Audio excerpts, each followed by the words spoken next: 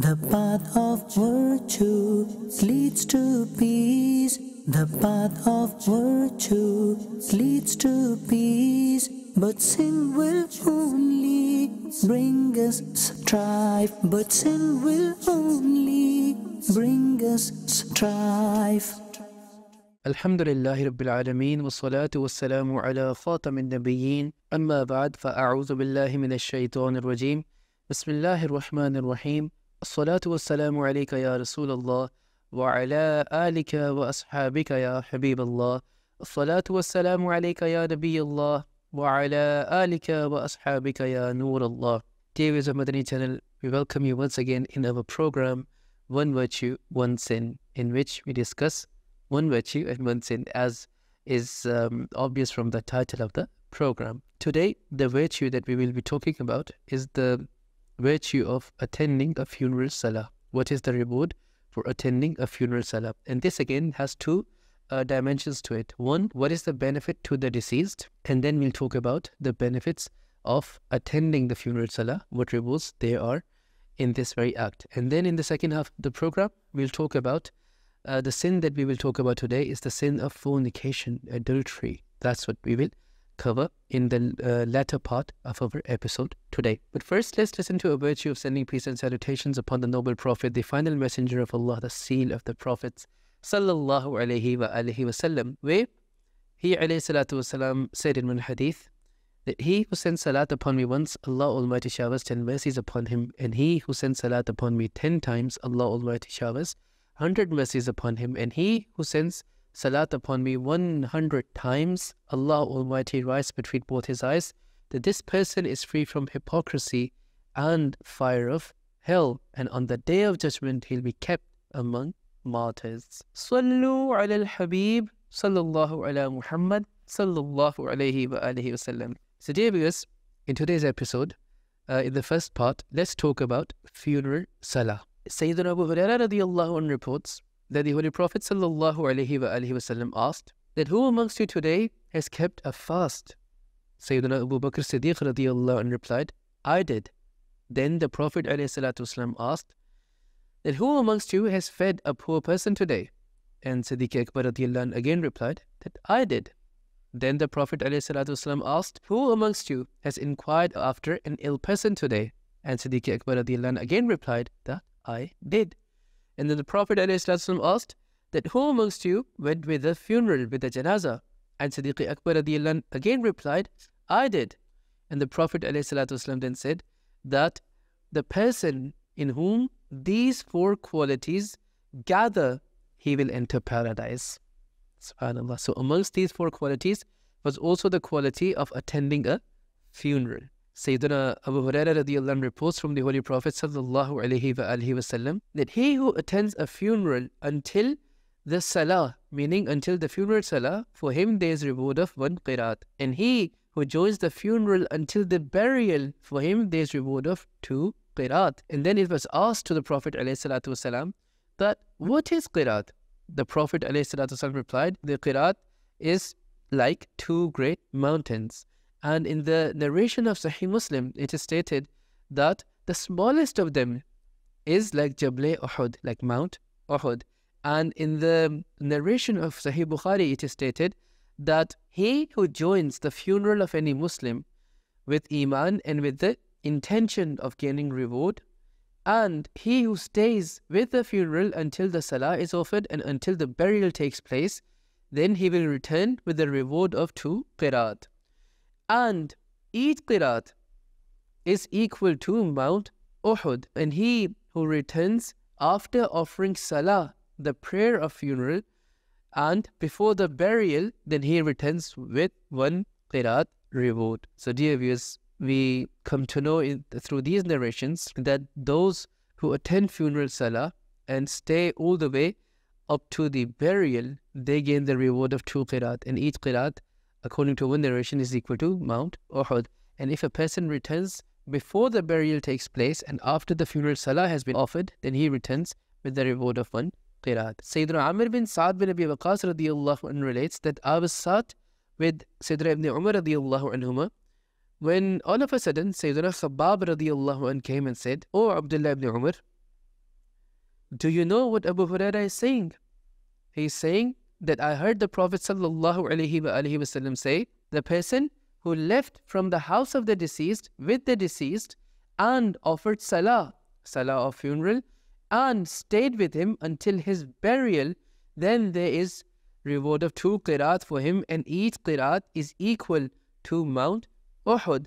And he who returns after offering salah, for him there is reward of 1 qiraat. Now after this, Sayyidina Ibn Umar radiallahu anhuma sent Sayyidina Khabab radiallahu anh to the mother of believers, Sayyidatuna Aisha Siddiqa radiallahu anha, to ask her about this very saying of Abu Huraira radiallahu anh, that what does she say regarding this very saying of his. Now after Sayyidina Khabab radiallahu anh went to Sayyidatuna Aisha Siddiqa radiallahu anha to inquire after this saying of Sayyidina Abu Huraira radiallahu anh, in the meanwhile, Sayyidina Ibn Umar radiallahu anhuma, he waited for him and picked up one of the pebbles in his hands, and he was sort of, just playing with it and waiting for Sayyidina Khabab radiallahu anh to come back.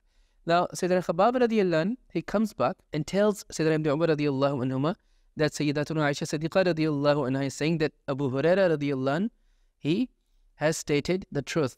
Upon this, Ibn Umar radiallahu anhuma threw the pebble on the ground and said, alas, we have missed so many qiraat, the reward of so many qiraat.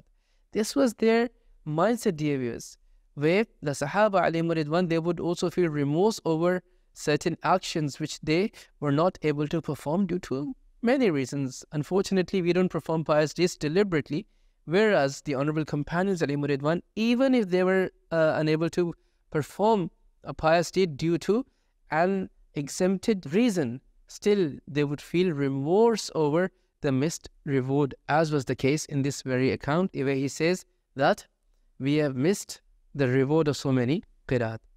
In another narration, Sayyidina Ibn Umar radiallahu anhu narrates that the final messenger of Allah sallallahu alayhi wa sallam said that the one who stays with the funeral of a deceased until salah of funeral is offered for him there is reward of 1 qiraat. The honorable companions alayhim ridwan asked that, Ya Rasulullah sallallahu alayhi wa sallam, is it like our qiraats? To which the Prophet alayhi salatu wasallam replied, no, rather it is like Mount Uhud, or even bigger than that. Subhanallah. Sayyidina Ibn Abbas radiallahu anhu narrates that the Holy Prophet sallallahu alayhi wa sallam said, the first reward that a person gets after his death is that all the participants, all those people who attended his funeral, they get forgiven. This is the first reward that is given to the deceased, the person who's passed away, that all the people who attended his funeral, they're forgiven. Then imagine if the mercy of Allah showers upon all those who attended it, then imagine the amount of mercies that would descend upon the deceased himself. Subhanallah. The mother of believers, Sayyidatuna Aisha Siddiqa radiallahu anha, reports from the Holy Prophet sallallahu alayhi wa sallam that the deceased upon whom a group of Muslims offers salah, and the number of people of that group reaches to 100, then every single one of them, they supplicate for the forgiveness of the deceased, then the deceased will be forgiven. Allahu Akbar. Look at the benefit that the deceased is getting. A group of Muslims offer salah for a deceased, and that group, the number reaches 100. All of them supplicate for the forgiveness of the deceased, and he is forgiven. Allahu Akbar. Sayyidina Ibn Umar radiallahu anhu reports from the final messenger of Allah sallallahu alayhi wa sallam that the deceased upon whom 100 Muslims offer salah, Allah Almighty forgives him. Sayyidina Qurayb radiallahu anhu reports that when the son of Sayyidina Ibn Abbas radiallahu anhu passed away, then Ibn Abbas radiallahu anhu said to me that, O Abu Qurayb, have a look that how many people have gathered. I went and I saw that many people had gathered. So I told him that many people have gathered. And so he asked me that, do you think that there would be 40? The gathered number of people, there would be 40. And I replied, yes. To which he said that take the deceased now, take the mayyit now, because I heard the Prophet sallallahu alayhi wa sallam say that the Muslim who dies and upon his death 40 Muslims offer salah, then Allah subhanahu wa ta'ala accepts their mediation in favor of the deceased. Their du'as in the favor of the deceased. Sayyidina Malik bin Hubayra radiyallahu anhu reports from the Holy Prophet sallallahu alaihi wasallam that when a Muslim dies, then 3 rows of Muslims offer salah upon him, that Allah subhanahu wa ta'ala makes paradise wajib upon him, the deceased. So again, dear viewers, we come to know that when the number of Muslims who attend a funeral reaches to 40, or in another narration 100, look at the excellence, the blessing that the deceased gets, as well as those who attended, they get. The attendees, they are also forgiven, and the deceased is also forgiven. Their du'as, their mediation in the favor of the deceased is accepted. So whenever any such situation arises, we should make sure that we are at the forefront in attending the funeral of the deceased. There's so many blessings that we find in narrations regarding those who attend funeral salah. And the last hadith that we covered, where we come to know when a Muslim dies, then 3 rows of Muslims, they offer salah upon him, that Allah Almighty makes Jannah, paradise, wajib for him. Now, in light of this hadith, the practice of Imam Malik rahimahullah would be that whenever there would be less number of people in a funeral, then he would divide them into 3 rows. And the reason for this was this hadith. So 3 rows are formed for the deceased in his funeral salah, so the blessing, the glad tidings given in this hadith could be obtained. This was the practice of Imam Malik rahmatullah alayhi. So dear viewers, we come to know that it is highly rewardful, highly rewarding act to participate in a funeral salah, and we should make sure that we stay all the way until the burial and then return. This reward of 2 qiraat for such an individual, and each qiraat is equal to Mount Uhud or even bigger than that. Now in the second part of our program, dear viewers, we'll talk about the sin of fornication, sin of adultery. This very sin, dear viewers, is again very, very harmful and very shameful sin, something that the committer of the sin should be shameful of. The Holy Prophet sallallahu alaihi wasallam said that refrain from fornication, because there are 6 harms in it, 3 of this world and 3 of the hereafter. What harms are there of this world? Number 1, fornication removes the beauty from the face of the fornicator. Number 2, fornication makes the fornicator poor. And number 3, fornication decreases the age of the fornicator. And the 3 harms of the hereafter are that Allah subhanahu wa ta'ala gets angry with the fornicator, the accountability of the fornicator is taken firmly with severity, and number 3, fornication is a means for the fornicator to remain in Jahannam. In the Holy Quran as well, dear viewers, Allah subhanahu wa ta'ala has forbidden us from this very act. Allah Almighty says in Surah Ma'idah, verse number 80, لَبِئْسَ مَا قَدَّمَتْ لَهُمْ أَنفُسُهُمْ أَن سَخِطَ اللَّهُ عَلَيْهِمْ وَفِي الْعَذَابِ هُمْ خَالِدُونَ. Translation from Kanzul Irfan. How bad is that which their lives brought forth, that the wrath of Allah is upon them, and these people will remain in punishment forever.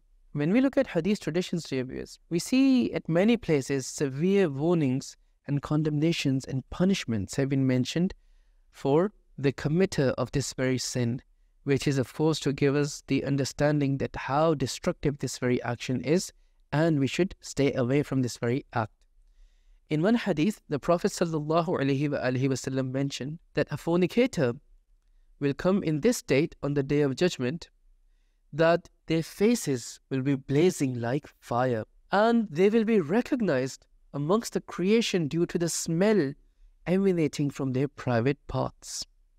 Their private parts would be emanating smell, and they would be dragged to the hellfire on their faces. When they would enter hell, Sayyidina Malik alayhi salam would make them wear shirt of fire. That shirt of fire is such that if it is placed on a high and strong mountain, on the top of high and strong mountain, within an instant it would turn into ashes. Then Sayyidina Malik alayhi salam would say that, "O angels of punishment, roll needles of fire in the eyes of these fornicators because they would see haram. Tie their hands with the chains of fire because they would draw their hands towards haram. Tie their feet with chains of fire because they would walk towards haram." And the angels of punishment will say, "Yes, definitely." And then they will tie their hands and their feet with chains, and they would roll the needles of fire in their eyes. And those fornicators, they would scream out of pain and they would plead that, "O angels of punishment, have mercy upon us, at least for one moment, just one moment, lessen this punishment upon us."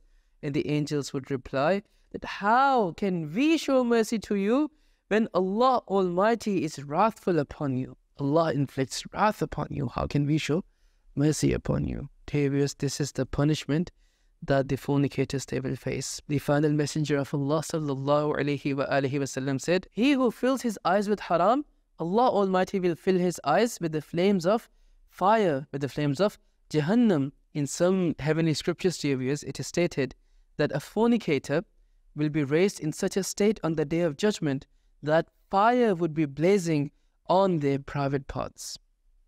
Their hands would be tied to their necks, and the angels of punishment would drag them and announce that, "O people, they are fornicators whose hands are tied to their necks and who are here with fire on their private parts." Now their private parts would be made very, very huge, very big, from which severe bad smell of steam of fire would emanate.